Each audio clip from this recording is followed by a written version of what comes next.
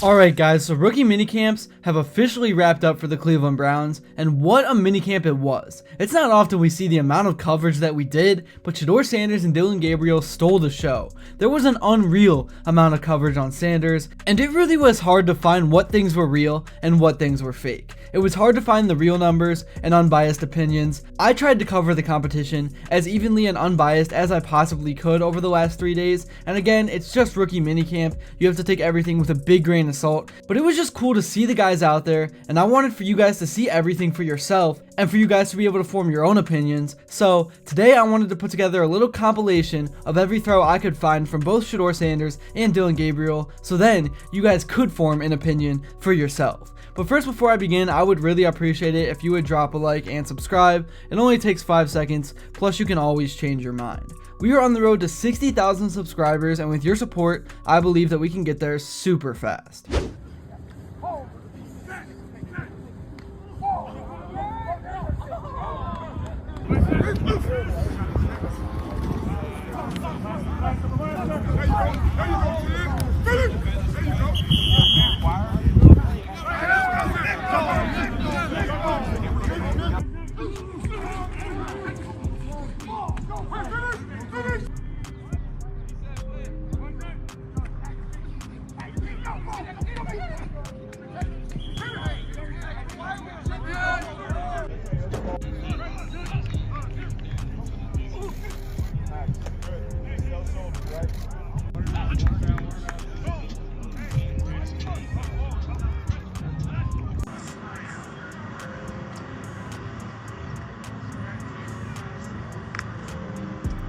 Spectacular here. Let me just say this. That kid's put together, man. He's ready to go. He is fantastic. You know?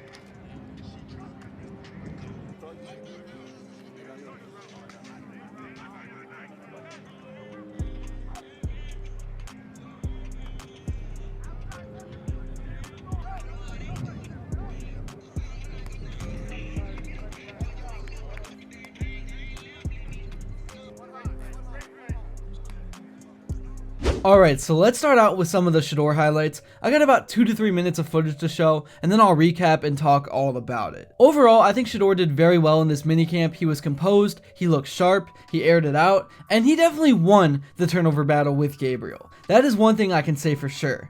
Did he make some mistakes, and are there things he can improve upon? Obviously, he's a rookie, and he was drafted in the 5th round. But there were a few clips that had me super excited, where he dropped the football right into the breadbasket of his receiver. He led his guys to where they needed to be, and he also looked super smooth moving around in the pocket. And standing side by side with Gabriel, he just looked a lot bigger overall. His frame was bigger, his height, it really was not even close. But Gabriel did hold his own too. A lot of media members were very impressed with Dillon Gabriel and said he looked like he could be the steal of the draft. Those are some big words. Let's take a look at some of his footage.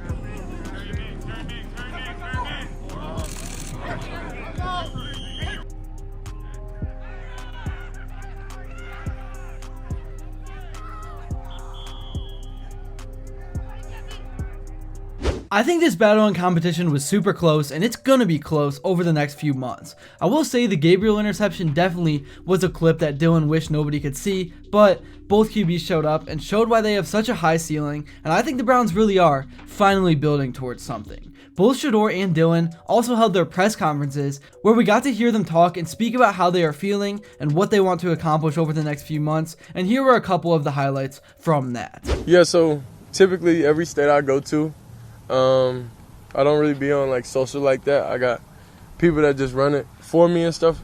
So like what I find fun and interesting, and it's a lot of just, I don't know, it's just joy to me. It's just going to those high schools, middle schools, and just, you know, engaging with the younger kids, you know, because they minds not corrupted of other people's opinions. So that's why I find joy and happiness going to different schools and being able just to talk to them and see the joy on their face, because they followed the journey.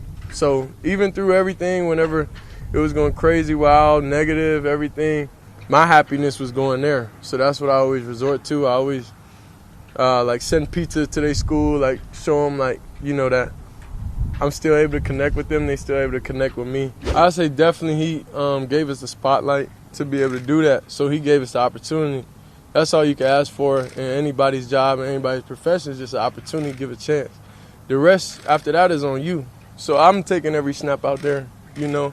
I'm getting up after these hits. I'm doing throwing touchdowns. I'm doing, you know, they got to live it day by day. So that's all he gave us, was the opportunity, and we had to navigate and see what we like about. And that's why I study people. Honestly, I study people, see how they handle certain things, see what they do, see different people's tendencies when it's going on. So you won't ever really be able to tell, you know, when I'm frustrated and when I'm not feeling good or anything, because I watch, even self-reflecting, you know, years, even just on sidelines and stuff, you know, I feel like I could have handled better situations, because it was misunderstood by the mass, but I understood. But, you know, I don't want anybody to form negative opinions, you know, about me, and it's something I could change. It doesn't. And like I said, with competition, how I approach it, I'm trying to beat yesterday, you know, myself yesterday. Just any chance I can be 1% better than that. That's how I look at it. And naturally, you play the quarterback position, only one guy can play. So there's naturally going to have competition at all levels, and that's why we're in this game. We love it, you know, and if you're a competitor, you love it and you run towards it. So that's what I do. This is what's tough about right now, right? Like, in this day and age, a clip is a clip, yet it was a fun interview full of a bunch of questions. So I'm glad you asked that question. But we decided to clip certain things that maybe could get more views than other, you know, clips within that video. I just challenge everyone to watch the full video, you know, and not just watch one clip. It really is hard to believe that both these guys are rookies coming from college. They are just so intelligent. I love where their mindsets are at, and it really is going to be a fun season. I'm not saying the Browns are going to win. They never do. The organization has a losing culture, all thanks to Haslam and just a lot of different factors. But still, I think Andrew Berry found 2 late-round gems, and it's great that they will be in competition with each other, because now nothing is giving. They have to earn everything. And also Joe Flacco and Kenny Pickett are in the room as well, which adds even more competition on top of the rookies themselves, and a lot of veteran experience for those rookies to learn from. Let me know in the comments below which of the 2 QBs won minicamp, if you care enough to, and I promise this is going to be one of my last videos of minicamp in terms of the quarterback coverage with the Cleveland Browns. I just wanted to actually let the highlights and throws speak for themselves, instead of me trying to convince you to form an opinion either way. If you made it to this point in the video and enjoyed, please be sure to drop a like and subscribe, because your support truly does mean the world. Let me know what you would like to see next. I really do appreciate everything that you guys do. We have been growing so fast. It has been exploding over the last few weeks. We were just at like 48k subscribers. Now we're at 51. It has been nuts. I can't thank you guys enough. But yeah, man, make sure to like, subscribe, hit that post notification bell so you never miss another upload. And until next time, I will see you all later.